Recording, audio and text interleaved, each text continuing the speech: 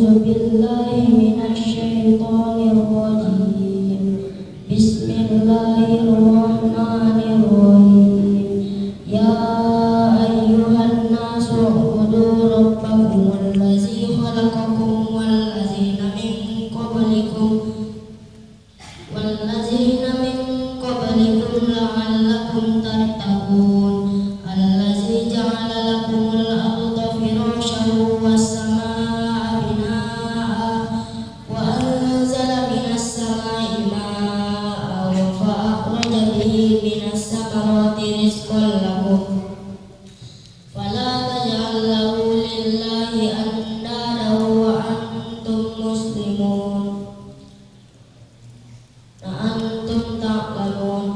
وإن كنتم في ريب مما نزلنا على عبدنا فأتوا بسورة من مثله وادعوا شهداءكم من دون الله إن كنتم صادقين.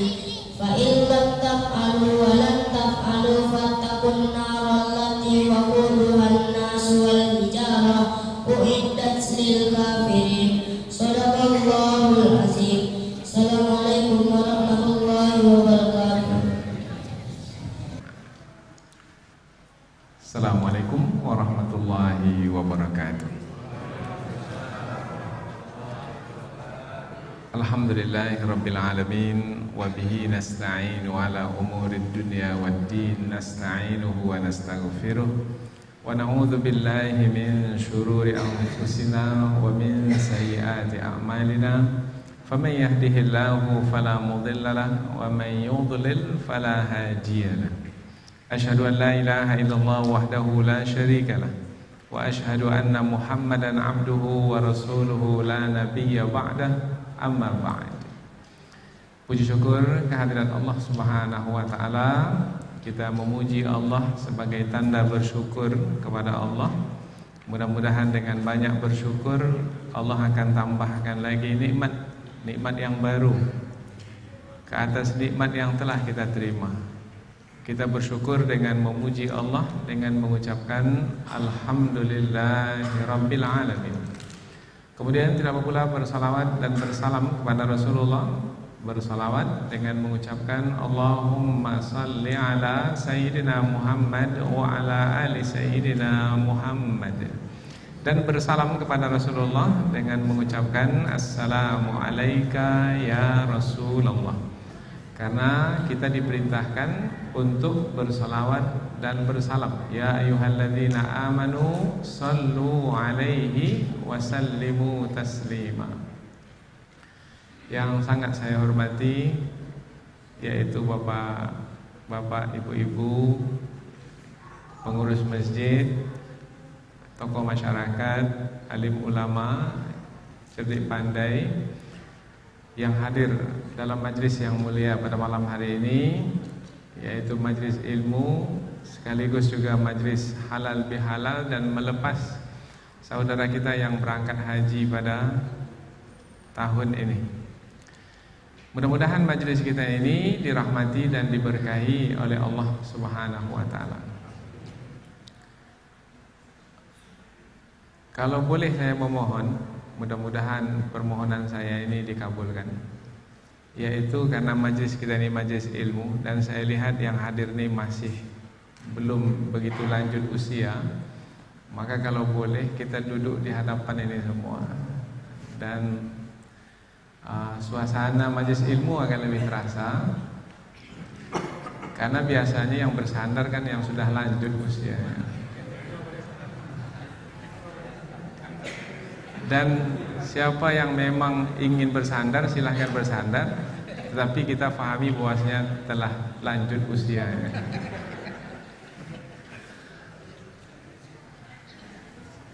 Karena majlis ilmu Rasulullah dahulu, Rasulullah belajar langsung dengan malaikat Jibril alaihi salam.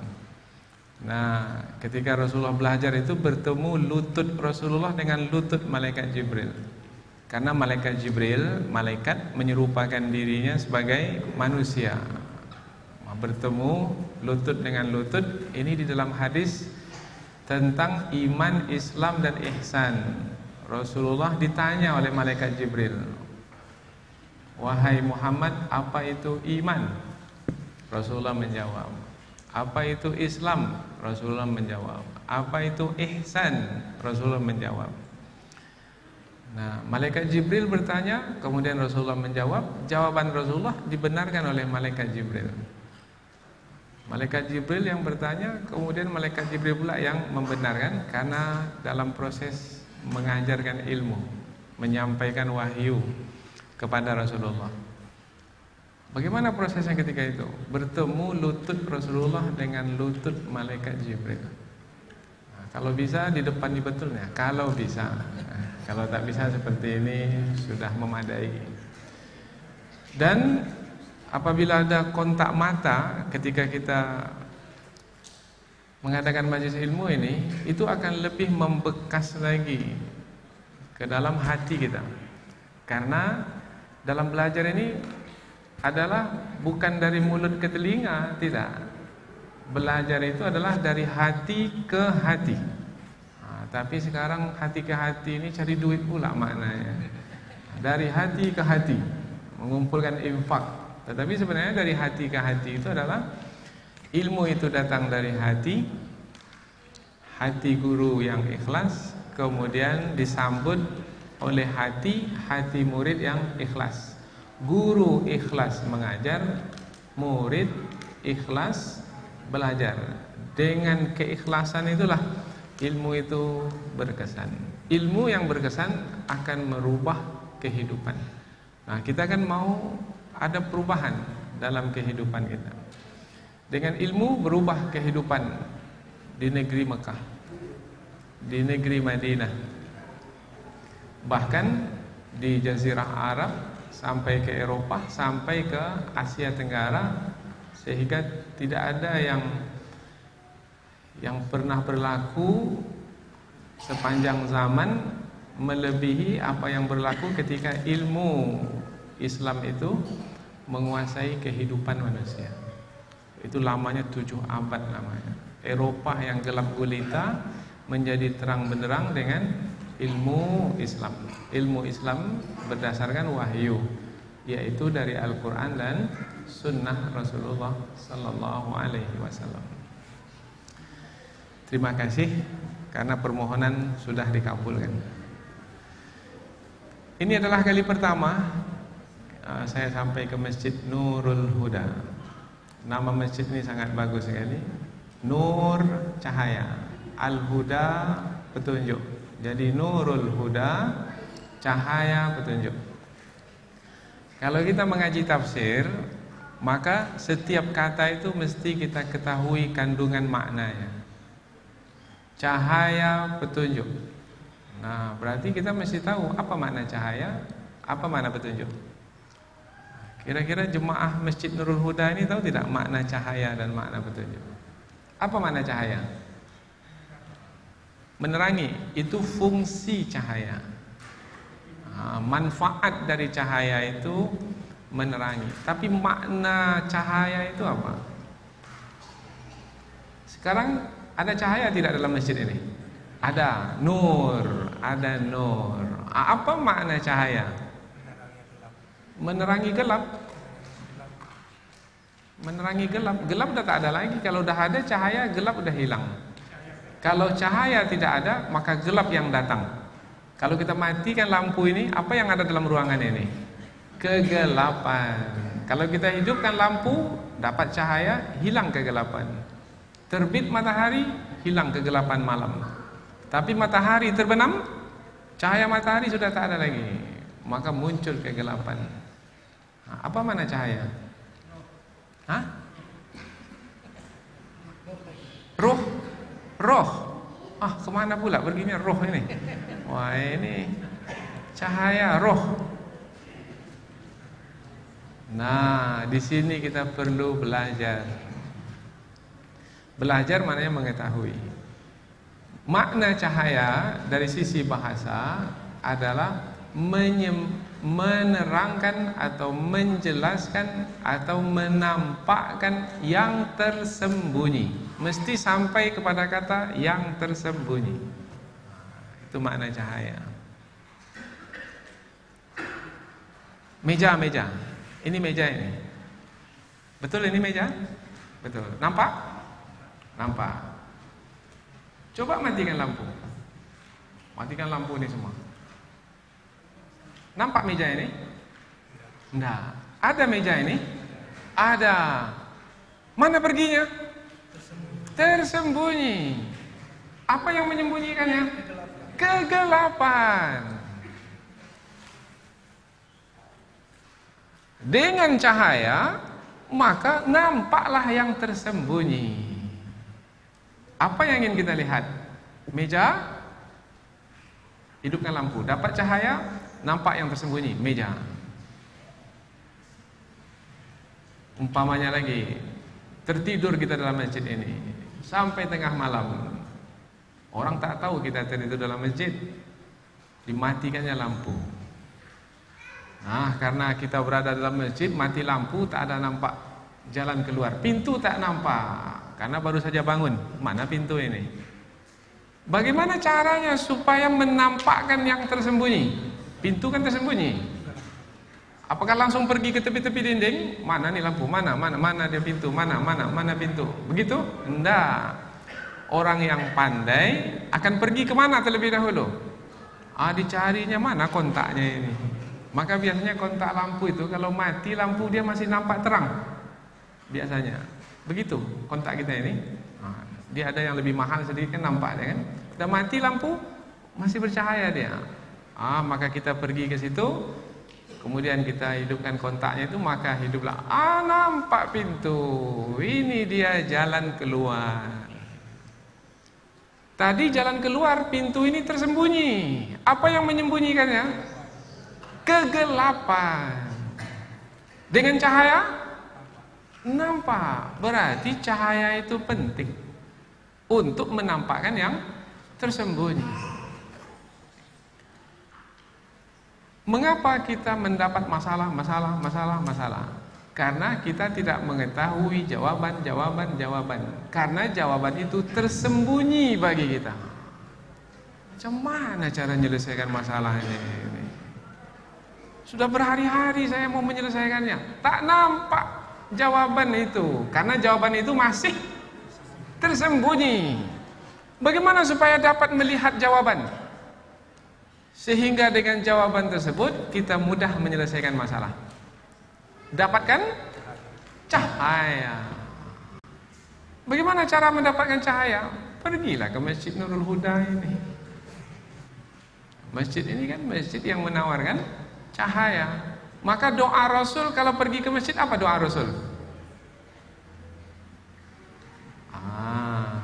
Doa Rasul kalau pergi ke masjid, dari rumah melangkahkan kaki ke masjid, maka doa Rasul adalah, ya Allah berikanlah kepadaku cahaya, di mataku cahaya, di telingaku cahaya, di kananku cahaya, di kiriku cahaya, di hadapanku cahaya, di belakangku cahaya, di atasku cahaya, di bawahku cahaya. Wahai cahaya langit dan bumi, berikanlah kepadaku cahaya. Bahasa Arabnya apa itu? Itu terjemahannya itu. Bahasa Arabnya, Allahumma ja'alli nura, wa fi basari nura, wa fi sam'i nura, wa an yamini nura, wa an shimali nura, wa min amami nura, wa min khalfi nura, wa min fawqi nura, wa min tahti nura. Allahumma ya nuras samawati wal ard, Allahumma ja'alli nura. Langkahkan kaki ke masjid dengan harapan, dengan pergi ke masjid itu mendapat cahaya dalam hidup. Apa makna cahaya? Menampakkan yang tersembunyi. Kalau sudah nampak yang tersembunyi, tak ada lagi masalah. Karena yang membuat kita itu dalam masalah karena ada yang tersembunyi tentang rezeki umpamanya. Kalau mengetahui yang tersembunyi, apa yang tersembunyi? Kaitan dengan rezeki ini yang buat kita gelisah ini ketika mencari rezeki apa? Yang membuat kita gelisah mencari rezeki itu adalah karena kita tidak meyakini Allah sebagai pemberi rezeki, penetap rezeki. Itu kan yang tersembunyi bagi orang yang tidak beriman atau kurang beriman. Bagi orang yang beriman, dengan cahaya imannya itu, maka ia meyakini bahwasanya rezeki saya sudah ditetapkan oleh Allah. Rezeki kita sudah ditetapkan sejak kapan? Nah, ini cahaya ini. Rezeki kita itu sudah ditetapkan oleh Allah sejak 50.000 tahun sebelum penciptaan langit dan bumi. Belum lagi langit dan bumi diciptakan, sudah ditulis rezeki manusia. Zaman azali namanya, yang disebut dengan qada dan qadar, dipelihara di lauh mahfuz. Itu takdir kita. Kemudian ditetapkan sekali lagi ketika kita berada di dalam rahim, sebelum kita lahir ke dunia. Rezeki kita itu sudah ditetapkan. Kalau rezeki sudah ditetapkan, kemudian kita tahu melalui ilmu yang kita miliki, maka ilmu disebut cahaya. Melalui iman yang kita miliki, maka iman disebut cahaya. Jadi ilmu itu disebut juga cahaya karena menampakkan yang tersembunyi. Iman itu juga disebut cahaya karena menampakkan yang tersembunyi. Apa yang tersembunyi? Hakikat dari kehidupan ini, tentang rezeki umpamanya. Maka tenang saja. Orang yang risau mencari rezeki itu orang yang memahami bahwasanya dia mendapat rezeki karena usaha dia. Padahal sebenarnya kita mendapat rezeki bukan karena usaha kita. Memang kita diperintahkan untuk berusaha, tapi bukan usaha kita itu yang menentukan kita dapat rezeki. Karena rezeki kita itu sudah dijamin oleh Allah. Dan apabila rezeki kita itu jauh, siapa yang mendekatkan? Allah. Kalau rezeki kita itu di langit, siapa yang menurunkan?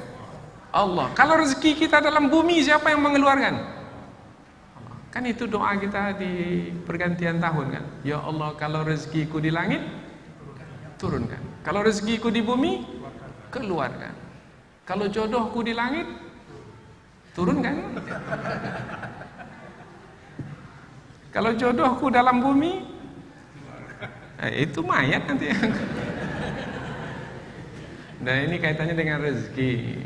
Kalau rezekiku sedikit, banyakkan ya Allah, berkahkan ya Allah. Semua itu ditetapkan oleh Allah. Rezeki kaitan dengan Allah. Dengan ilmu tentang Allah yang menetapkan rezeki, dengan iman yang membuat kita yakin kepada Allah yang menetapkan rezeki kita, maka kita menjadi tenang dalam menjalani hidup ketika mencari rezeki. Seperti tenangnya burung mencari rezeki. Pagi hari pergi meninggalkan sarang, cari rezeki makan. Dalam keadaan perut kosong. Petang hari pulang kembali ke sarang dalam keadaan perut kenyang, tenang. Tak ada burung yang stres dalam mencari rezeki, tak ada. Tapi manusia ada yang stres mencari rezeki? Banyak. Apa sebab? Karena tidak mengetahui yang tersembunyi. Apa yang tersembunyi yang berkaitan dengan rezeki?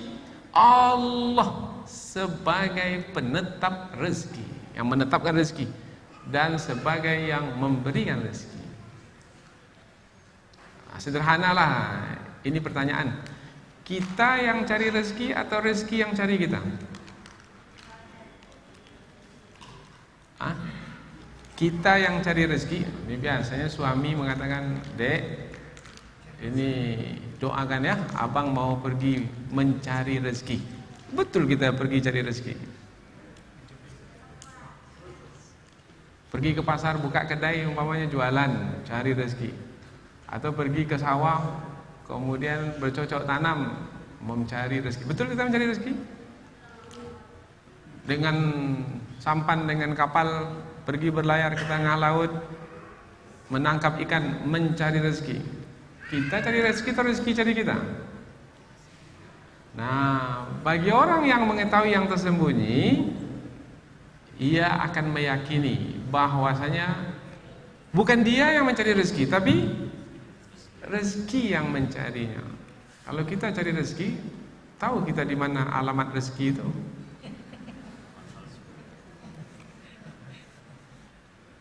Dan kalau kita tahu bahwasanya rezeki kita, maka kita menjadi tenang. Tapi Allah sembunyikan, sehingga kita tak tahu di mana rezeki kita berada. Tetapi rezeki kita itu tahu di mana kita berada. Sehingga meskipun kita di rumah, rezeki itu bisa sampai ke rumah kita tanpa kita mencarinya. Allah yang membawa rezeki itu ke rumah kita dengan menundukkan makhluk-makhluknya di bumi untuk membawa rezeki itu bagi kita.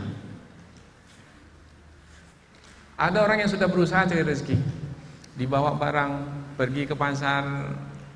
Sudah berusaha, sudah bawa barang ke pasar. Sampai di pasar, harap-harap ada orang yang membeli. Hujan lebat di pasar, tak ada satupun orang yang datang ke pasar. Pulang lagi petang hari, dapat rezeki? Tidak dapat. Sudah berusaha? Sudah.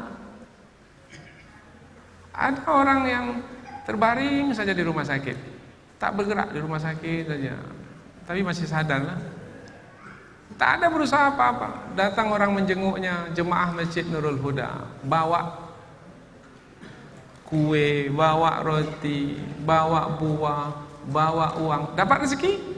Dapat. Ada berusaha? Yang sakit tadi ada berusaha? Enggak. Jadi kita mencari rezeki atau rezeki cari kita? Bergantung kepada seseorang itu sudah dapat cahaya atau belum tentang rezeki.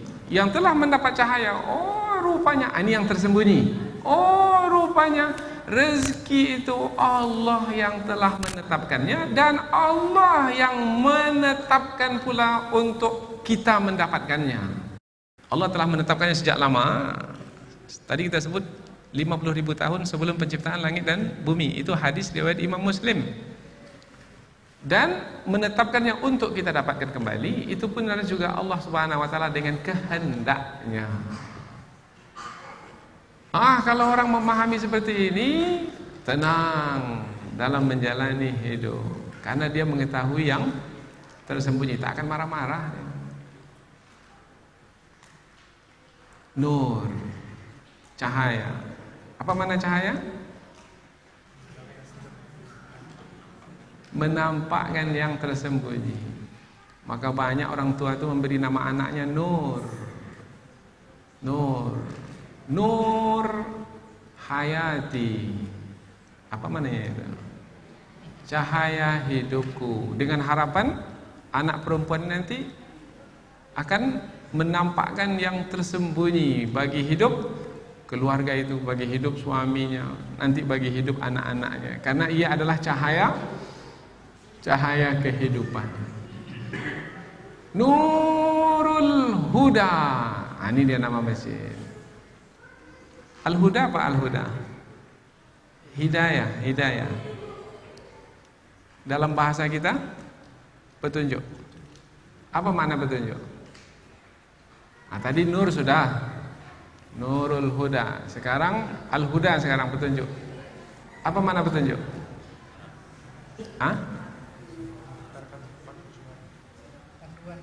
Panduan. Jalan yang lurus. Agama Islam jalan yang lurus. Belum lagi. Apa? Ini saya pertama kali ke sini. Supaya saya sampai ke sini, maka saya mesti mendapatkan petunjuk. Kalau tidak mendapatkan petunjuk, tak bisa saya sampai ke sini. Bagaimana caranya? Maka saya cari petunjuk. Maka bagaimana cara mencari petunjuk? Di sini ini ada GPS. Ini ya, masih belum saya tutup lagi. GPS Sijik. Kemarin 20 hari saya ke Jawa pakai ini saja. Saya cari jalan apa tadi kita di sini? Jalan saya tulis karena saya di SMS, saya tulis Jalan Kapausari. Tulis Masjid Nurul Huda. Ada rupanya di sini Masjid Nurul Huda. Ini tujuan ini. Saya tekan, kemudian route to, buat rute ke situ. Saya tekan, langsung dia dibuat rute. Nampak jalan ke sini. Nah, jalan ke sini itu adalah petunjuk. Jadi apa mana petunjuk?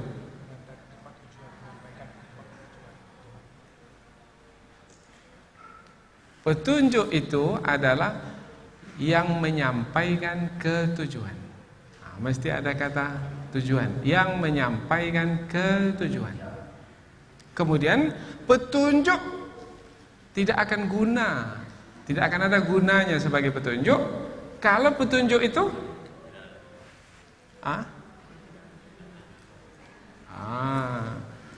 petunjuk tidak akan ada gunanya sebagai petunjuk. Betul sudah sini petunjuk, betul. Belok kanan, betul. Belok kiri, betul. Lurus, betul. Tidak akan ada gunanya petunjuk tersebut kalau tidak diikuti. Itu dia. Belok kanan, dia belok kiri. Belok kiri, dia lurus. Petunjuk ada, tapi dia tak ikuti. Sampai ke tujuan? Tak sampai ke parit indah. Ke parit buruk sampai. Tak kemana-mana sampai. Karena dia tidak mengikuti petunjuk. Petunjuk adalah yang menyampaikan ke tujuan. Tujuan hidup kita apa tujuan hidup kita? Ini kan tadi tujuan perjalanan Masjid Nurul Huda. Sekarang tujuan perjalanan hidup kita ini kemana sampainya ini? Kita maunya kemana sampai? Ujung dari perjalanan ini, ujung dari perjalanan ini adalah yang kita harapkan adalah surga.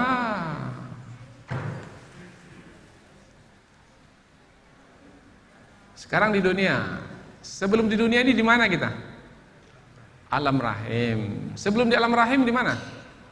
Alam roh. Setelah alam dunia ini alam barzakh, alam kubur. Setelah alam kubur, alam akhirat. Ini kan perjalanan hidup ini. Alam akhirat. Di alam akhirat berjalan lagi. Ujungnya sekali di mana? Dua. Kalau tidak di yang di satu tuh di yang satu lagi. Tak ada yang ketiga lagi. Yang dimaksudkan yang satu tuh yang satu lagi itu apa? Nah, neraka, surga. Tujuan kita itu yang mana dari yang dua itu? Surga. Nah, untuk menyampaikan ke surga itu kita memerlukan petunjuk. Maka petunjuk Allah di dalam Al-Quran ada perintah, ada larangan. Buat ini, buat ini, buat ini, buat ini. Kita buat, kita buat, kita buat. Jangan buat ini, jangan buat ini, jangan buat ini. Kita tak buat, kita tak buat, kita tak buat. Ikuti petunjuk itu sampai ke surga tujuan. Tidak mengikuti petunjuk itu. Petunjuk itu ada? Ada. Al-Quran dah sempurna turun. Dzalikal kitabu la raiba fihi hudan, hudan. Sama dengan nama masjid ini, Nurul Huda. Hudan itu dia kitab suci yang tidak ada keraguan di dalamnya. Petunjuk bagi orang-orang yang bertakwa. Petunjuk sudah turun, sudah, tapi tidak diikuti. Sampai ke tujuan? Tidak. Kemana sampainya? Disambut oleh api neraka.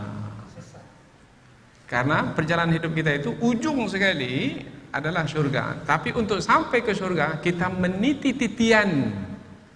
Yang titian itu berada di atas mulut neraka.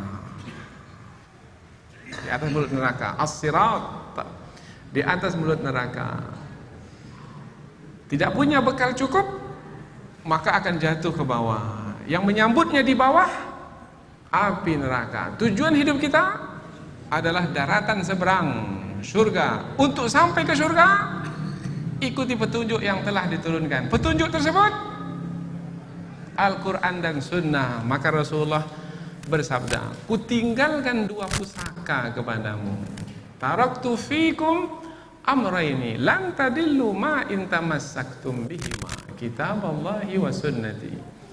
Kutinggalkan dua pusaka kepadamu yang kamu tidak akan tersesat selama-lamanya apabila kamu mengikuti petunjuk yang ada di dalam dua pusaka tersebut yang kita warisi dari generasi ke generasi. Yang dua itu adalah kitab Allah, Al-Quran, dan sunnah Rasulullah, hadis Nabi. Jadi kalau disebut Nurul Huda, apa itu? Kita sambung sekarang lagi. Nur menampakkan yang tersembunyi, Al-Huda petunjuk. Nur menampakkan yang tersembunyi. Kalau sudah nampak yang tersembunyi, segalanya jelas, terang, tenang hidup kita ini. Damai, bahagia, tak ada yang perlu digelisahkan. Apalagi yang dikhawatirkan, ditakutkan, tak perlu. La khaufun alaihim walahum yahzanun. Tidak ada ketakutan bagi mereka dan tidak pula mereka bersedih hati, berduka cita. Apa sebab? Semuanya jelas. Tentang rezeki jelas. Sekarang ini musuh kita berat sekali lah. Musuh kita ini jahat, zalim sekali lah. Gimana cara mau mengalahkannya ini? Mereka ini kuat sekali lah. Ini hari Jumat yang lalu, umat Islam di Palestina, di Masjid Al-Aqsa, tidak dibenarkan untuk salat Jumat oleh musuh. Dan musuh ini punya kekuatan bukan hanya di Palestina saja, di seluruh dunia. Dengan proksi namanya. Mereka menguasai politik dunia, menguasai media dunia, menguasai ekonomi dunia, menguasai ketentaraan dunia. Umat Islam pula, Allah jumlahnya tak seberapa, kekuatan tidak seberapa, sesama mereka pula berpecah belah. Dari sisi ekonomi tidak seberapa, dari sisi ketentaraan lebih lagi tak seberapa. Tapi bisa mengalahkan musuh? Bisa mengalahkan musuh? Lambat jawab ni, tak masuk gaji nampak. Belum dapat nur lagi, belum dapat cahaya. Apa mana cahaya tadi? Menampakkan yang tersembunyi. Bisa kita menang melawan musuh? Apa sebab bisa? Jawabannya itu yang tersembunyi. Apa yang tersembunyi? Yang memenangkan itu siapa? Apakah jumlah yang banyak yang membuat kita menang? Apakah ekonomi yang kuat yang membuat kita menang? Apa yang membuat kita menang? Allah. Allah itu tersembunyi? Tersembunyi. Bagi siapa? Bagi orang yang tidak memiliki cahaya. Tapi bagi orang yang memiliki cahaya, nampak Allah itu terang benderang dalam kehidupan.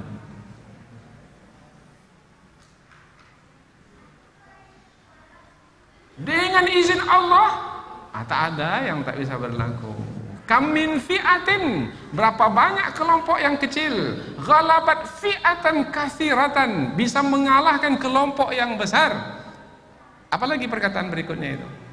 Kam min fi'atin qalilatin ghalabat fi'atan katsiratan biiznillah, dengan izin Allah. Kalau sudah sampai kepada Allah itu tersembunyi bagi orang yang tak memiliki cahaya. Tapi bagi orang yang memiliki cahaya, Allah itu hadir dalam hidup.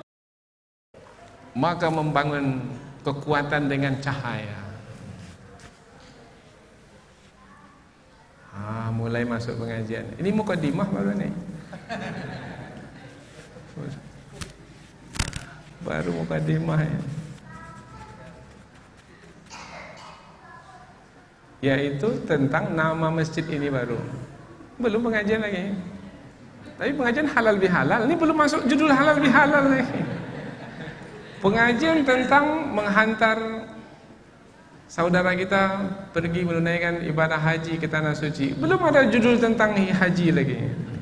Baru judul masjid Nurul Huda. Tapi kalau dapat dua kata ini, satu nur, kata huda, subhanallah, yang tersembunyi. Ada satu masjid di Yogyakarta, Saya 8 tahun yang lalu pergi ke masjid itu, namanya Masjid Jogokarian. Jogokarian. Ini sudah viral ini di media sosial. Masjid Jogokarian di Yogyakarta. Dulu masjid itu lebih kecil dari masjid ini, sudah tua, dan awalnya dahulu tak seberapa jemaah yang hadir ke masjid ini. Tapi sekarang siapa yang pergi ke sana, masjid itu sholat subuhnya sama seperti sholat Jumat, melimpah sampai keluar. Sudah dibesarkan lagi, dan ramai sekali jemaah masjid itu. Kira-kira masjid kita bisa tidak seperti itu, yang sholat subuhnya melimpah sampai keluar? Kan susah jawabnya kan? Karena jawaban itu masih tersembunyi. Kalau kita tahu yang tersembunyi itu, yaitu cara memindahkan kaum muslimin yang ada di sekitar masjid dari rumahnya ke masjid. Tahu kita bagaimana cara memindahkan mereka ke masjid? Itu berarti cahaya itu. Sampai mereka ke masjid ini, berpindah mereka ke masjid, namanya iktikaf. Ditinggalkan rumah-rumah itu, dan mereka nyaman berada di masjidnya. Bukan hanya yang tua, remajanya, anak-anaknya, dan juga yang lanjut usia, semua merasa nyaman di dalam masjid, penuh masjid. Maka perlu ini pengurus masjid lebih khusus, yaitu mendapatkan cahaya. Apa tadi mana cahaya? Yang tersembunyi. Apa yang tersembunyi? Yang sekarang ini masih belum nampak lagi, yaitu menarik kaum muslimin dan muslimat yang ada di sekitar masjid ini untuk datang ke masjid. Gimana ya? Dapatkanlah cahaya. Dapat cahaya, Allah mudah sekali rupanya membawa ke masjid.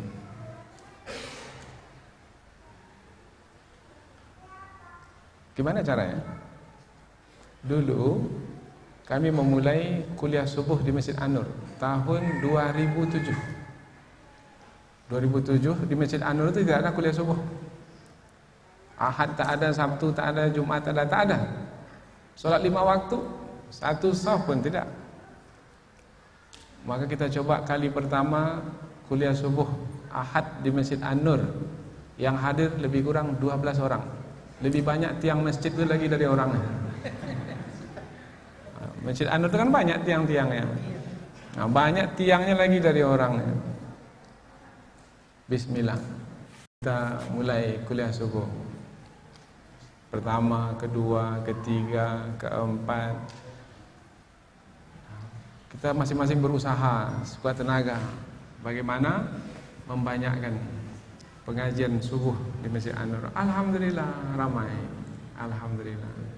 Sekarang siapa yang pergi ke majelis kuliah subuh hari Sabtu di Masjid An-Nur bersama Ustaz Abdul Samad, mungkin lebih kurang 1000 orang ada di masjid.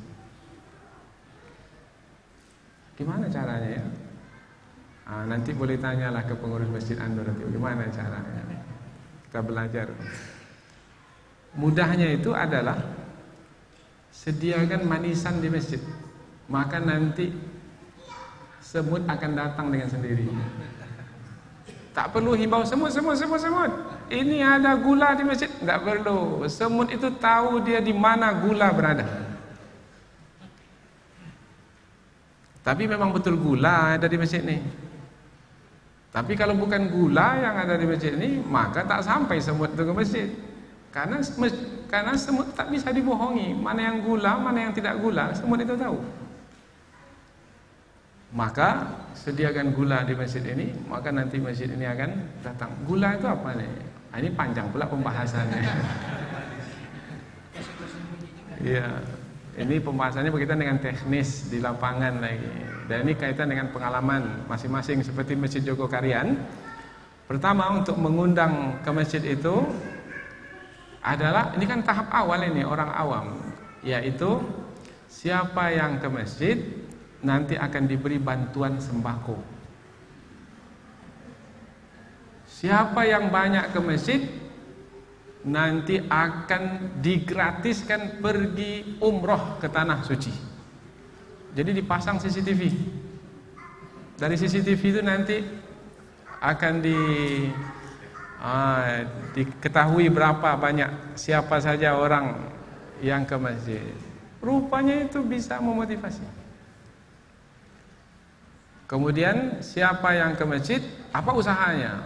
Usahanya jual bakso umpamanya. Maka nanti jemaah masjid kalau beli bakso kepada jemaah yang pergi ke masjid. Kalau tak pergi ke masjid, jangan beli baksonya. Maka dia pergi ke masjid. Nanti di masjid setelah kuliah subuh disediakan bakso. Bakso orang itu yang diambil. Maka kan dia dapat pagi hari untuk jemaah saja 40 orang, udah habis 40 mangkok. Dia dapat uang. Kemudian masjid pun ramai terisi. Kalau si penjual bakso tak ke masjid, tak diambil baksonya. Akhirnya tahap-tahap awal terpaksa ke masjid juga. Tapi setelah itu dengan ilmu, rupanya mengapa saya mesti terpaksa? Saya ikhlas, mestilah saya ini ikhlas ke masjid. Awalnya terpaksa, tetapi pada akhirnya dengan ilmu berubah menjadi ikhlas. Di Marpoyan Damai, majlis taklim yang paling ramai adalah di masjid dekat rumah saya tinggal. Ketua majlis taklim ibu-ibu itu istri saya. Kami coba macam mana meramaikan majlis taklim itu. Tadi hari Senin tadi jam 5 setiap hari Senin ibu-ibu majlis taklim ramai sekali. Gimana caranya? Caranya adalah istri saya membuat kebijaksanaan. Siapa yang banyak mengikuti majlis ilmu hari Senin itu, majlis taklim ibu-ibu akan dapat sembako yang harganya 120.000. 120.000 banyak itu. Ada gula, ada beras, ada minyak di situ.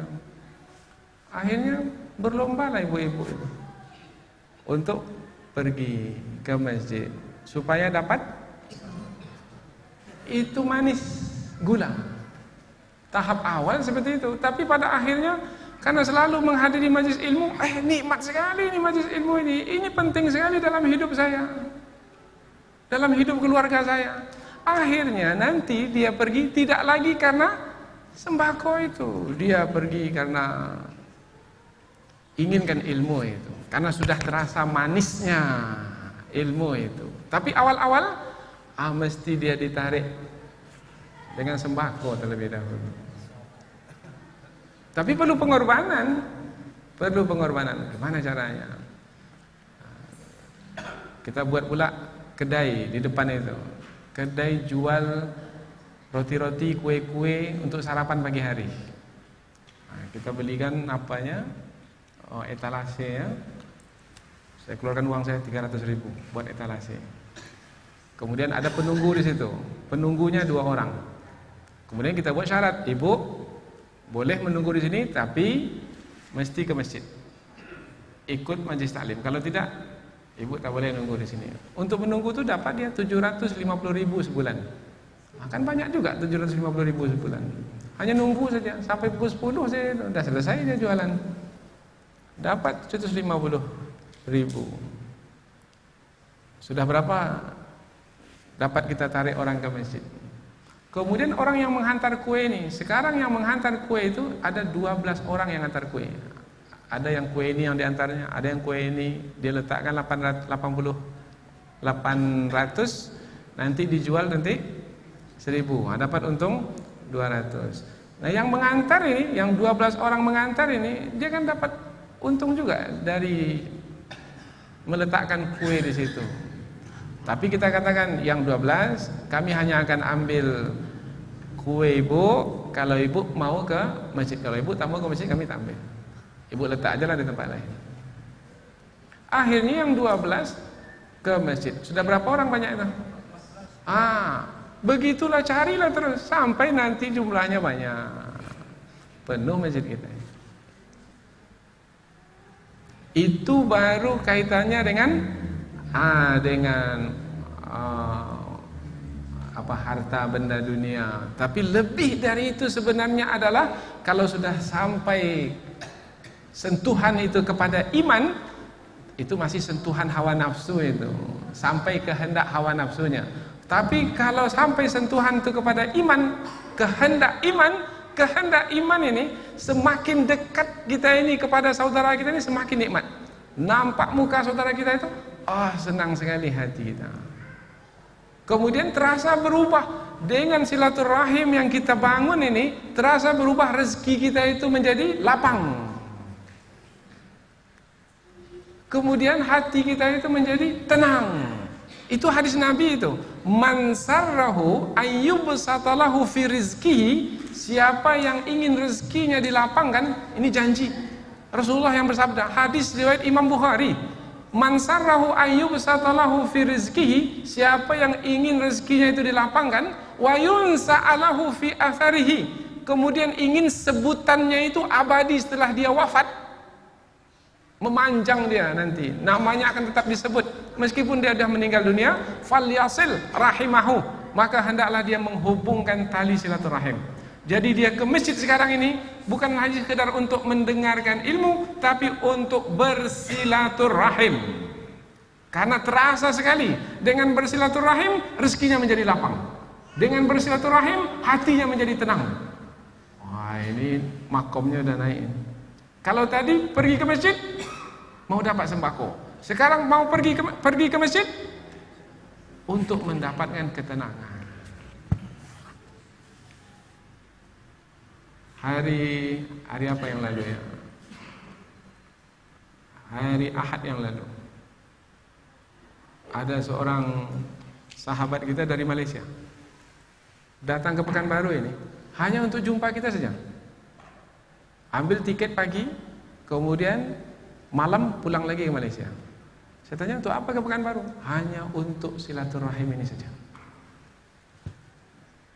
Mau menghadiri majelis ilmu? Enggak. Saya hanya mau bersilaturahim saja. Maka kita pun terkejut, mengapa dia sampai meluangkan waktu dan mengeluarkan uang, biaya yang cukup besar untuk datang ke sini ini, beli tiket pulang pergi, untuk menghubungkan silaturahim, karena sudah menikmati hasil dari silaturahim itu. Kalau sudah sampai ke tahap seperti itu, apa yang membuat saya ini bisa bersilaturahim? Masjid. Maka ia ke masjid itu adalah untuk menjalin silaturahim. Kalau orang mau menjalin silaturahim, hatinya di dalam bagaimana? Ya, itu hasilnya hati tenang. Orang yang mau menjalin silaturahim, hatinya itu hati yang terbuka. Nanti sampai di masjid, ada saudaranya yang baru, disapanya terlebih dahulu, cepat dia menyapa. Sebelum ia menyapa, terlebih dahulu ia berikan senyuman, tersenyum dia dahulu. Karena kalau kita menyapa orang, muka kita tak tersenyum, Assalamualaikum. Orang mana mau? Lari orang dari kita nanti. Tapi dengan senyuman kita, kemudian kita sapa orang pun senang hatinya. Waalaikumsalam. Terjalin silaturahim. Di mana Bapak tinggal? Oh, saya tinggal di situ. Oh, di rumah yang baru itu? Ya. Baru berarti Bapak tadi? Ya. Di mana kampung Bapak? Kemudian bertanya jawab. Allah Subhanahu wa taala takdirkan pula dengan merapat antara satu dengan yang lain, Allah akan tutupi kekurangan si A ini dengan kelebihan yang ada di si B ini. Karena masing-masing kita ini pasti punya kekurangan. Mana ada di antara kita ini yang cukup, tak ada kekurangan? Tak ada. Hanya Allah yang tak punya kekurangan. Tapi kita ini adalah makhluk yang punya kekurangan. Siapa yang akan menutupi kekurangan kita? Saudara kita itu yang akan menutupi. Bagaimana caranya supaya kita bersama sehingga saling menutupi kekurangan? Ini dia Masjid Nurul Huda. Nikmat sekali. Sudah sampai di sini, suasana sedemikian rupa dalam bersilaturahim. Kemudian pindah kerja umpamanya, dipindahkan, dia sedih sekali. Allah, sedih sekali lah. Sebenarnya saya tak mau pindah dari tempat ini, karena suasana di sini istimewa sekali. Nah, ini apabila kita dapat terus mengusahakan tips-tips yang seperti ini, masjid ini akan ramai. Insya Allah. Tak perlu diumumkan lagi atau disebarkan undangan, tak perlu. Mereka akan bertanya, kapan lagi kita tabligh akbar? Subhanallah. Menanti. Bukan kita yang menanti, mereka yang menanti. Mereka menanti setiap program yang kita tawarkan. Nah, yang tersembunyi itu perlu kita ketahui untuk sampai ke tujuan, yaitu memakmurkan masjid ini. Ini satu di antara makna yang kita ingin dapatkan dari kata Nurul Huda. Bawa kepada halal bihalal. Apa yang tersembunyi dari halal bihalal? Apa tujuan yang ingin kita dapatkan? Apa petunjuk untuk sampai ke tujuan tersebut? Halal bihalal ini kan maaf memaafkan. Karena kita ini kalau bergaul pastilah ada salah silap sengaja atau tidak sengaja. Pastilah. Lidah saja lagi tergigit, apalagi kita ini lain kepala, lain pendapat, pastilah akan ada salah silap. Nah, kalau ada salah silap, bermakna ada bintik hitam di atas hati itu. Bagaimana untuk menghapusnya? Karena kalau tidak terhapus, itu boleh menghalang kita dari untuk sampai ke tujuan surga. Tak bisa masuk surga kecuali hati itu bersih. Illa man atallaha biqalbin salim. Siapa yang menghadap Allah dengan hati yang bersih, masuk surga. Kalau ada kotoran, ada masalah dengan kawan, karena ada maaf, ada kesalahan yang belum lagi dimaafkan, maka terlebih dahulu singgah dulu ke neraka. Kita mana mau? Kita mau terus langsung ke surga. Nah, untuk terhapusnya dosa-dosa yang ada di hati disebabkan karena pergaulan kita sehari-hari, maka kita pun memaafkan. Istilahnya di tempat kita ini halal bihalal. Kalau di Arab pun kita tak pernah jumpa halal bihalal ini apa nih? Halalun bihalalin. Tak ada ini. Ini istilah Indonesia ini. Hanya di Indonesia adanya halal bihalal. Sudah dihalalkan, maknanya dimaafkan. Akhirnya hati itu pun kembali bersih suci. Kembali hati bersih suci, kemudian menghadap Allah, maka dapatlah sampai ke tujuan, yaitu syurga. Kandungan halal bihalal. Kalau kandungan pergi haji apa? Nurul Huda. Cahaya yang tersembunyi. Apa yang tersembunyi? Pergi haji itu apa yang tersembunyi? Tujuan pergi haji itu apa? Haji mabrur. Dalam hadis Nabi, haji mabrur balasannya adalah Al-hajjul mabrur laisa lahu jaza illa al-jannah. Haji yang mabrur, haji yang dalamnya ada kebaikan, tidak ada balasan haji yang mabrur itu kecuali surga. Bermakna tujuannya adalah surga. Tapi untuk sampai ke surga itu tujuan mesti mengikuti petunjuk dalam menunaikan ibadah haji, namanya manasik haji. Ikutilah petunjuk itu. Mengikuti petunjuk umpamanya tawaf dulu atau sa'i dulu. Kalau menunaikan umrah haji itu tawaf dulu atau sa'i dulu? Tawaf dulu. Ikuti petunjuk, maka dapatlah haji mabrur. Sa'i dulu baru dia tawaf, tak dapat haji mabrur. Dia jaga dengan baik, pantang larang ketika ia menunaikan ibadah haji, khususnya ketika memakai pakaian ihram, maka hajinya haji yang mengikuti petunjuk, haji yang di dalamnya ada kebaikan, haji mabrur, maka tidak ada balasannya kecuali surga. Bukan hanya mengikuti petunjuk dari sisi manasik haji, ini lebih tinggi ini. Siapa bapak kita yang pergi haji tadi? Pak. Dengan ibu, Pak. Alhamdulillah. Dari masjid kita ini 2 orang. Bapak 1 lagi. Dengan ibu juga 4 orang. Ada lagi. Berapa orang? 5. Alhamdulillah. Nah, ada lagi petunjuk dalam manasik haji ini.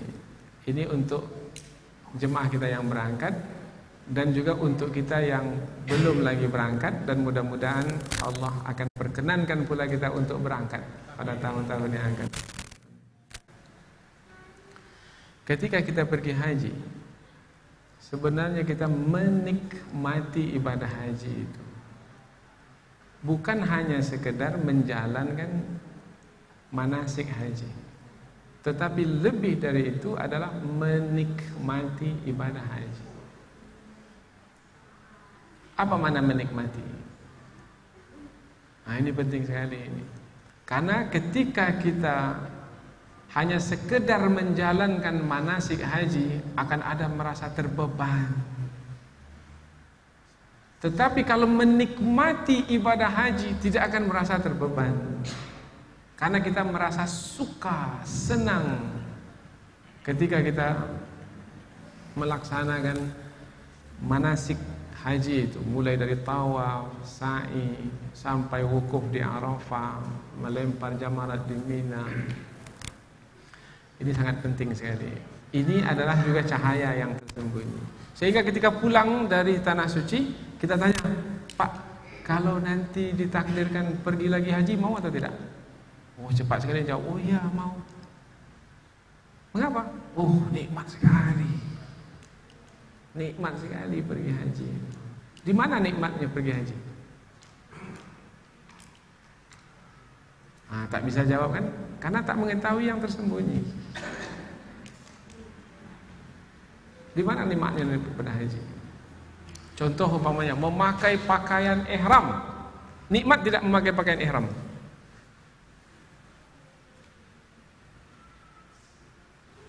Tak bisa jawab kan? Memakai pakaian sekarang ini nikmat? Apa nikmatnya?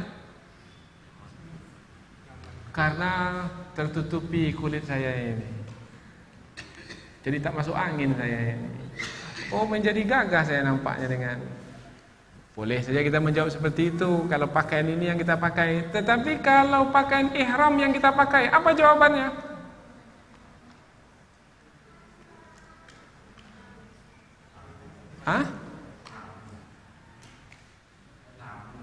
Tamu Allah. Ini kaitannya dengan pakaian.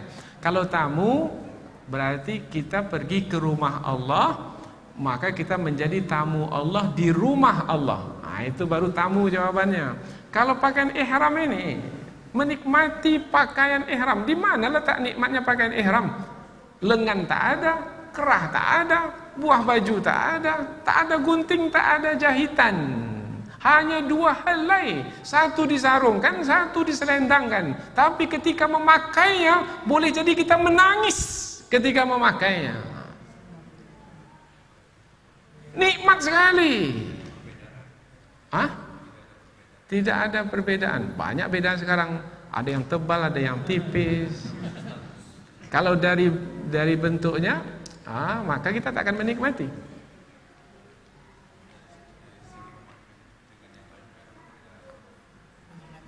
Dari sisi tidak berjahitnya memang tak ada beda. Tapi ketika kita lihat punya kita tipis, punya orang lain tebal, bercorak pula lagi,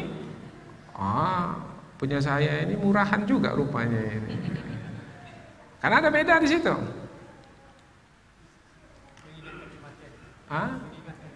Mengingatkan kematian. Ini bukan seperti kain kafan, Pak. Kadang-kadang sekarang ini kain ihram itu sekarang sudah bercorak seperti handuk tebal. Tak teringat kita kematian karena dia tak seperti kain kafan. Apalagi yang lain. Coba kita cari yang tersembunyi itu kalau dapat. Kesucian. Dari mana kita dapat kata kesucian ini?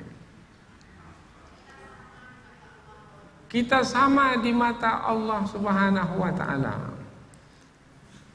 Kalau sama itu, kalau sama-sama berangkat memang sama lah. Tapi yang kaitannya dengan pakaian ini. Dan ini pakaian ini hanya boleh dipakai ketika kita pergi menunaikan ibadah umrah atau haji saja. Jangan coba-coba pula pakai pakaian ihram ke Masjid Nurul Huda ini lagi. Mengapa Pak pakai pakaian ihram ini? Saya mau sholat di Masjid Nurul Huda. Oh, tak boleh. Karena itu hanya pergi ke tanah suci saja untuk pergi umrah dan haji. Jawabannya adalah kalau pakaian yang kita pakai sekarang ini adalah pakaian yang kita pilih untuk diri kita sendiri.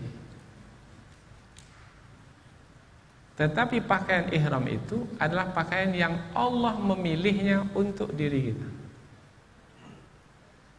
Pakaian ihram itulah pakaian pilihan Allah untuk diri kita.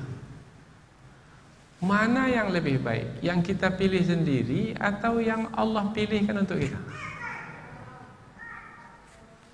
Orang yang beriman akan menjawab dengan imannya. Maka bekal menikmati adalah adanya iman di dalam hati. Ketika ada iman dalam hati, maka akan menikmati pakaian ihram. Pakaian ini adalah pakaian yang Allah pilihkan untuk saya. Karena Allah yang memilihkannya untuk saya, maka pasti di balik pilihan Allah ini ada hikmahnya. Apa hikmahnya? Menunjukkan kebersamaan, boleh. Mengingat kematian, boleh. Apa saja nanti jawabannya. Tapi pangkalnya adalah pakaian ini adalah pakaian yang Allah pilihkan untuk saya. Mau kita memakai pakaian tak berjahit itu? Kalau ikut kehendak kita, susah makainya itu Pak. Salah-salah pakai jatuh dia bahaya.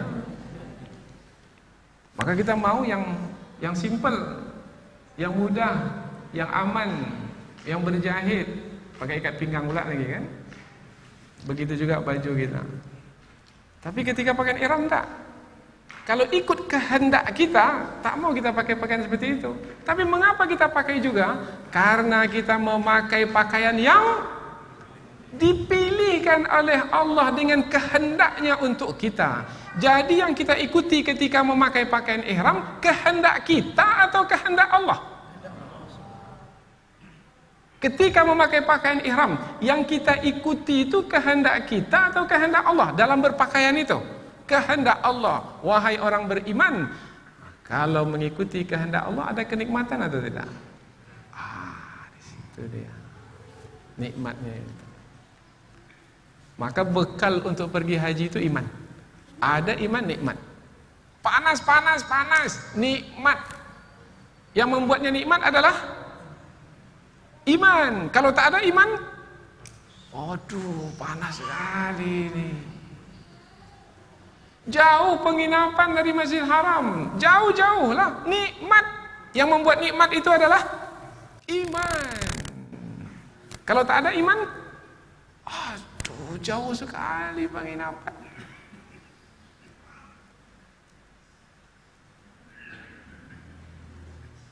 Maka berbekal pergi haji, bekal haji adalah iman. Wa tazawwadu fa inna khairaz zadit taqwa. Berbekallah, sesungguhnya sebaik-baik bekal adalah takwa. Jadi pakai pakaian ihram, nikmat sekali. Apa nikmatnya? Pakaian pilihan Allah. Ini jas ini saya menikmati jas ini karena jas ini pilihan istri saya yang tercinta. Karena pilihan istri, saya mencintai istri, pilihan istri itu saya nikmati karena ia pilihan istri yang tercinta. Kalau ada orang yang memberi lagi, yang pilihan istri itu yang lebih saya nikmati karena ada kaitannya dengan cinta kepada istri. Orang beriman cintanya kepada Allah lebih dari kepada yang lainnya. Maka ketika Allah yang paling ia cintai itu menetapkan pakaian untuknya, meskipun tidak berjahit, ia adalah yang lebih dinikmati dari yang lainnya. Sampai nanti ke tahap seperti itu. maka bisa buat kita menangis nanti.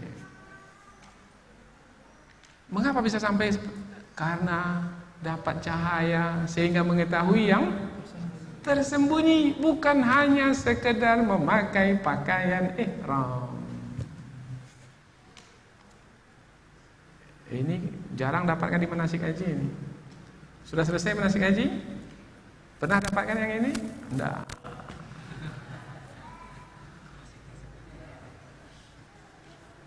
Karena ini tidak berkaitan dengan fikih, tapi ini kaitannya adalah dengan penghayatan terhadap nilai ibadah haji.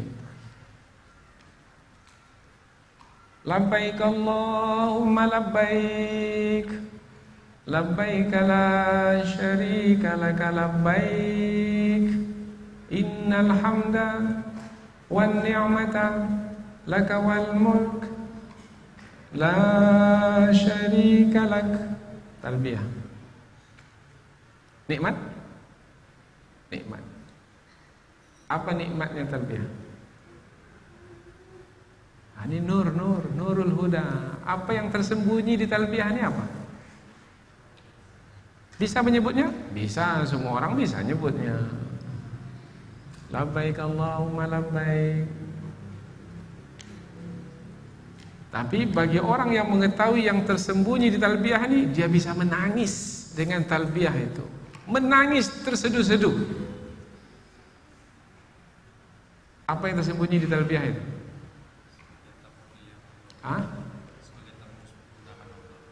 Isinya kan talbiyah itu, aku jawab panggilanmu ya Allah, aku jawab panggilanmu ya Allah. Itu kan terjemahannya. Lalu apa yang tersembunyi di situ?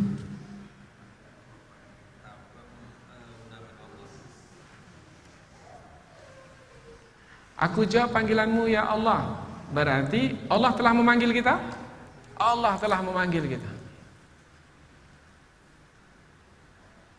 Jadi ketika kita mengucapkan labbaik Allahumma labbaik, bermakna kita telah menjawab panggilan Allah. Kapan Allah memanggil kita?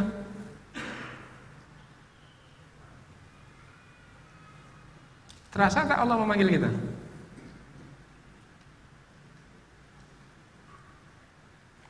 Mengapa terdiam semua ini? Kan mengaji kita malam. Aku jawab panggilanmu ya Allah. Berarti Allah memanggil kita.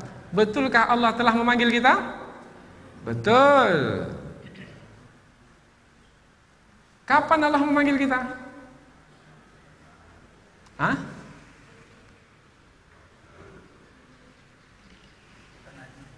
Hah? Waktu? Allah memanggil kita ketika Allah memerintahkan Nabi Ibrahim untuk memanggil kita. Wa anzim finnas bil hajj, wahai Ibrahim, seru manusia, panggil manusia untuk pergi menunaikan ibadah haji. Ya'tuka rijalan, mereka akan datang nanti dengan berjalan kaki. Wa ala kulli dhamirin, mereka nanti akan datang dengan mengendarai kendaraan.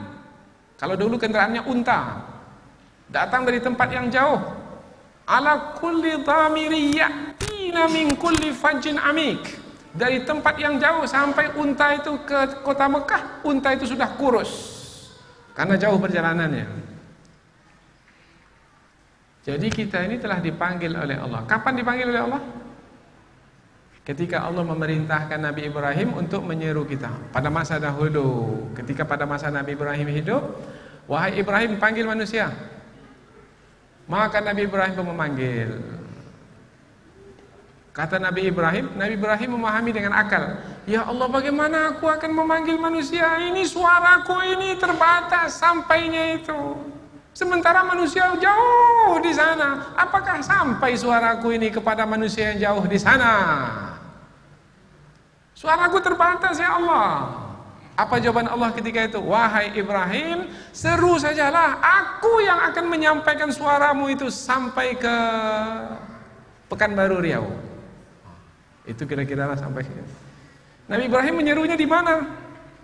Di sana, di kota Mekah dahulu. Tapi seruan itu sampai ke sini, sampai ke Irian Jaya, sampai siapa yang menyampaikannya? Allah. Tapi ada juga yang di Pekanbaru tapi tak sampai seruan kepadanya. Badannya sehat, uangnya cukup, masih muda, tapi belum juga lagi menjawab panggilan Allah. Tak sedikit pun tergerak, seakan-akan panggilan itu tidak sampai kepadanya. Ya Allah, maka dengan talbiyah, ya Allah, sampai panggilanmu kepada hamba ini. Hamba sekarang ini berangkat menjawab panggilanmu. Labbaik Allahumma labbaik. Terasa menjawab panggilan Allah, yaitu dahulu disampaikan oleh Nabi Ibrahim. Karena dahulu disampaikan oleh Nabi Ibrahim, kemudian kita menjawab panggilan. Nabi Ibrahim mengatakan, datang ke rumah Allah. Kemudian kita pula menjawab, ya Allah, aku jawab panggilanmu. Melalui panggilan Nabi Ibrahim yang engkau perintahkan ini, hamba menjawab panggilanmu ya Allah. Bertambah pula syahdu ketika itu. Tambahan syahdu itu adalah karena terjalinlah hubungan antara kita dengan Allah melalui siapa? Melalui Nabi Ibrahim. Nabi Ibrahim sudah meninggal dunia? Sudah berlalu lama zaman Nabi Ibrahim. Tapi dengan menunaikan ibadah haji terjalin hubungan dengan yang sudah meninggal dunia. Bapak kepada para nabi melalui talbiyah. Labbaik Allahumma labbaik. Aku jawab panggilanmu ya Allah. Dan melalui jawaban panggilan ini terjalin hubungan hamba dengan hambamu yang mulia, yaitu Nabi Ibrahim alaihissalam. Bagi orang yang beriman dapat terjalin hubungan dengan Nabi, dapat terjalin hubungan dengan Nabi. Bahagia atau tidak? Pertemanan dari Facebook aja bahagia. Saya dapat kawan, apalagi pertemanan dengan Nabi Ibrahim alaihissalam. Kemudian Nabi pula bersabda, khudhu anni manasikakum. Ambil manasik hajimu dariku. Jadi ketika kita memakai pakaian ihram dari miqat, kemudian bertalbiyah, karena seperti itulah Nabi melakukannya dahulu, terjalin pula hubungan dengan siapa lagi? Dengan Nabi Muhammad. Jadi dengan bertalbiyah, maka siapa bersama kita sekarang? Nabi Ibrahim dan Nabi Muhammad. Wahai orang yang berangkat haji, sekarang bersama dengan Nabi Ibrahim dan Nabi Muhammad dalam perjalanan haji itu. Bukan itu suatu kenikmatan? Maka 50 juta yang kita keluarkan itu tak ada lagi nilainya.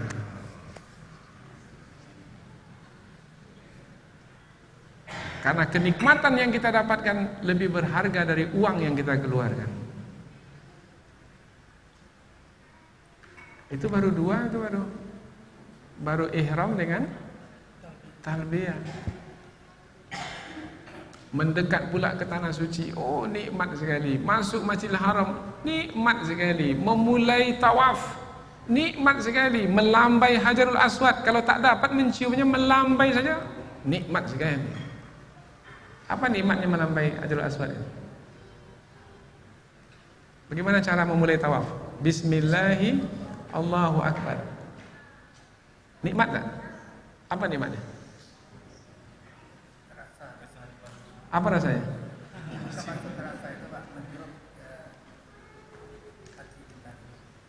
Apa itu? Yang terasa oleh kita itu apa itu? Bismillahirrahmanirrahim, Allahu Akbar.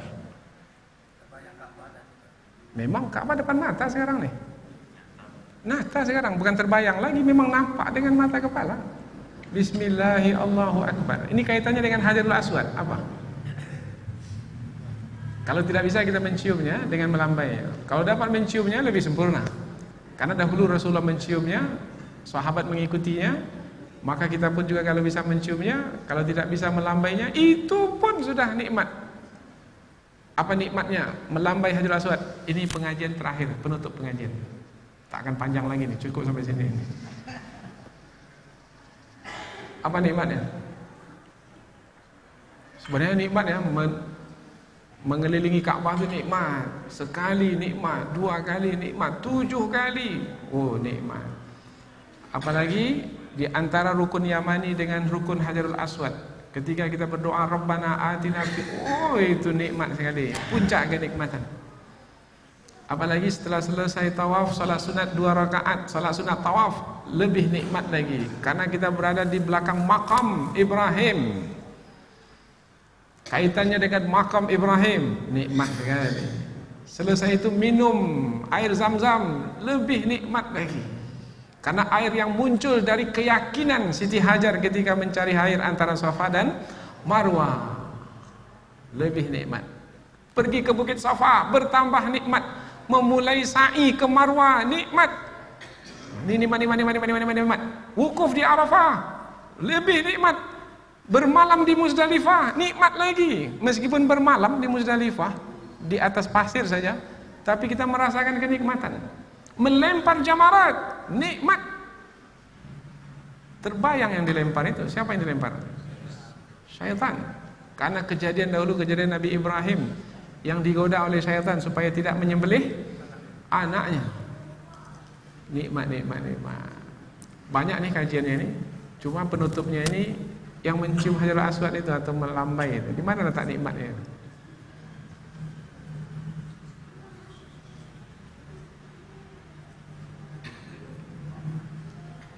Kalau kita bisa mencium, ini pangkal kajinya ini nur nih, nurul huda. Apa mana nur tadi? Tersembunyi. Maka kita ingin mengetahui yang tersembunyi ini. Itu yang membuat kita menjadi, oh nikmatnya hidup ini. Mencari rezeki, nikmat. Pergi haji, nikmat. Menghubungkan silaturahim, halal bihalal, nikmat.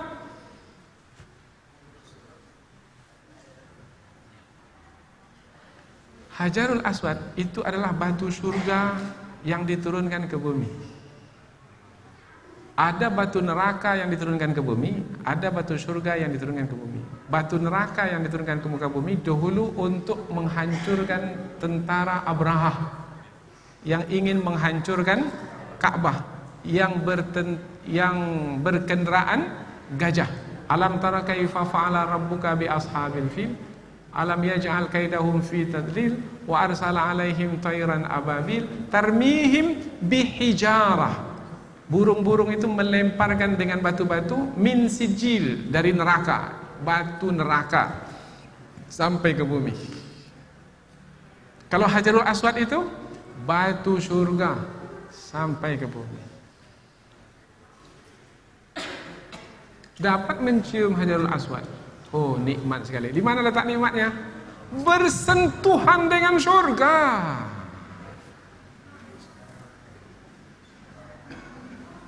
Belum meninggal dunia lagi.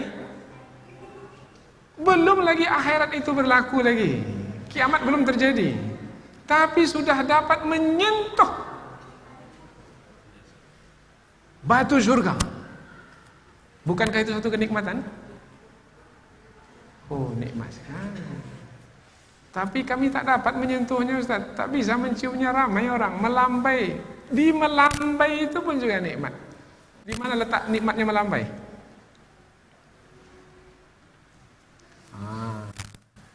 Itu mengaji namanya. Itu sebabnya kita pindah ke depan nih. Kalau di belakang tak nampak muka dong.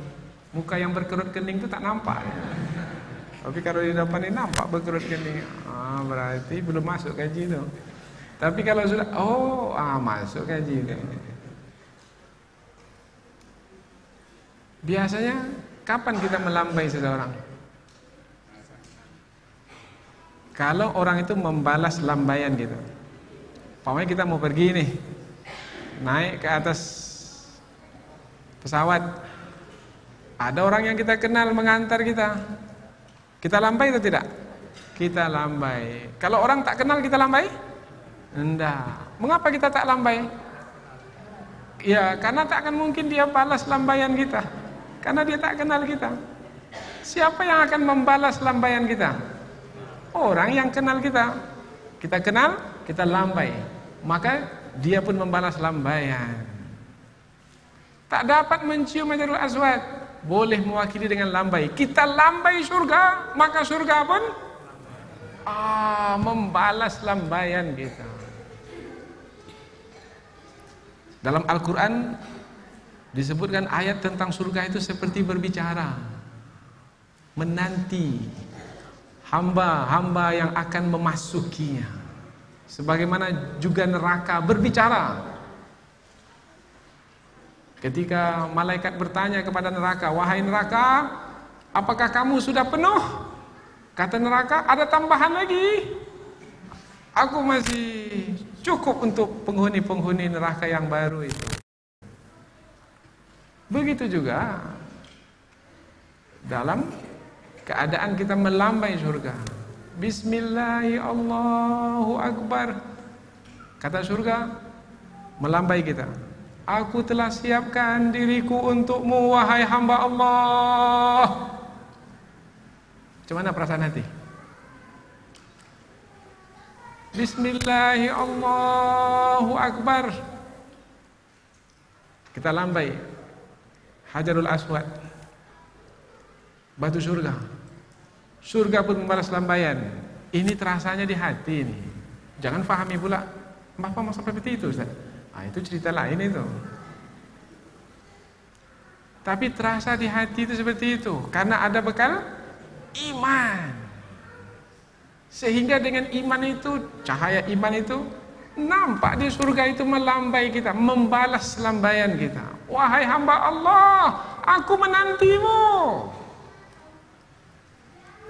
Bismillahirrahmanirrahim, Allahu Akbar. "Wahai hamba Allah, aku menantimu." Gimana terasa di hati? Teringat keluarga yang ditinggalkan di kampung?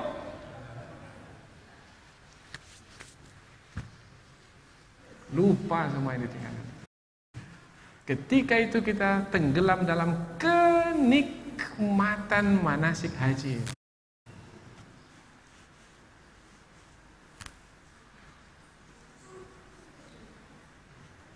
Dah, cukuplah sampai di sini. Udah lama ini.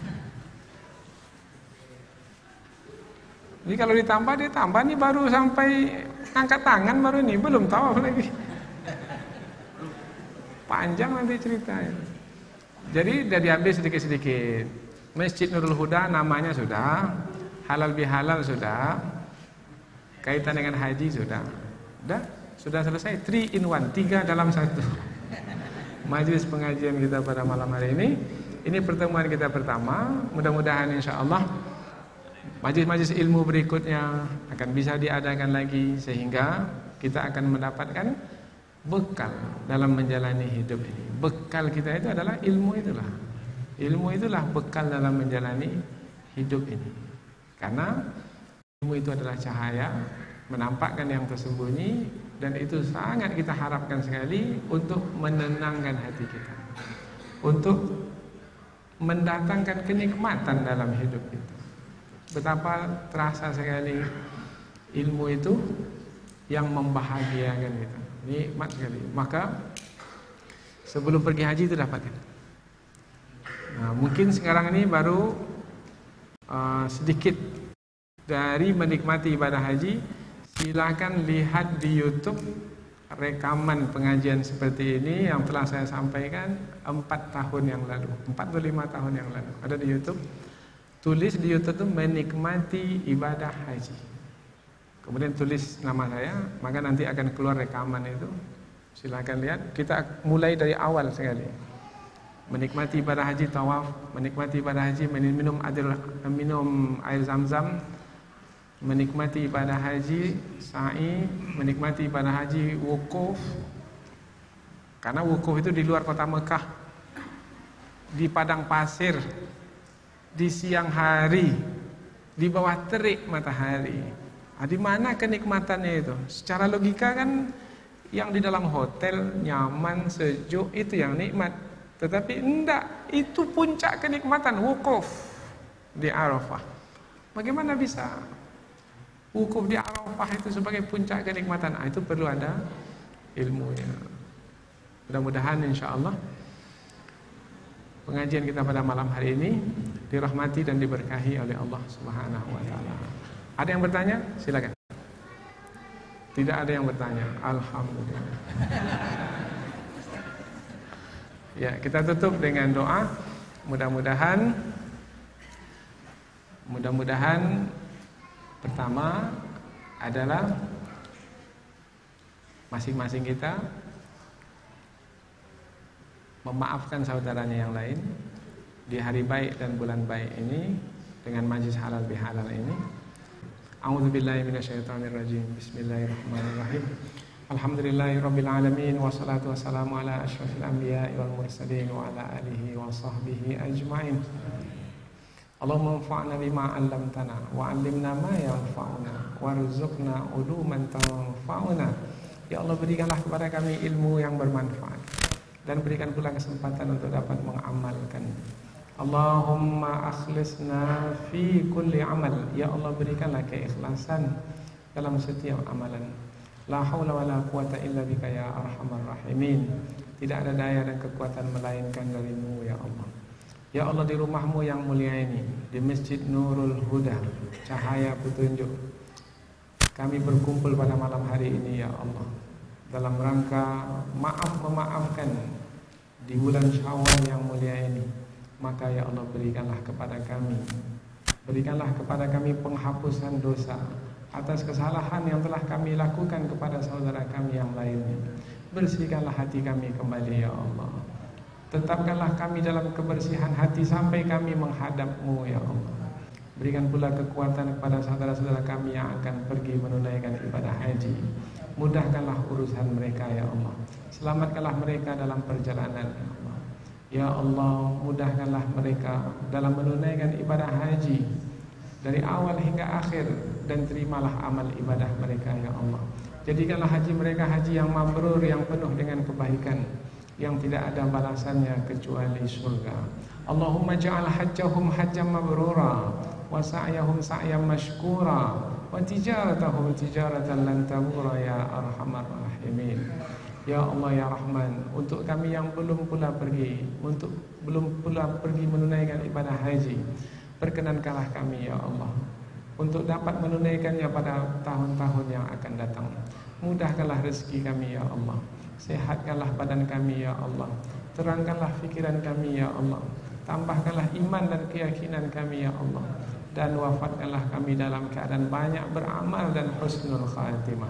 Rabbana atina fid dunya hasanah wa fil akhirati hasanatan wa qina adzabannar. Subhana rabbika rabbil izzati amma yasifun wa salamun alal mursalin walhamdulillahi rabbil alamin. Assalamualaikum warahmatullahi wabarakatuh.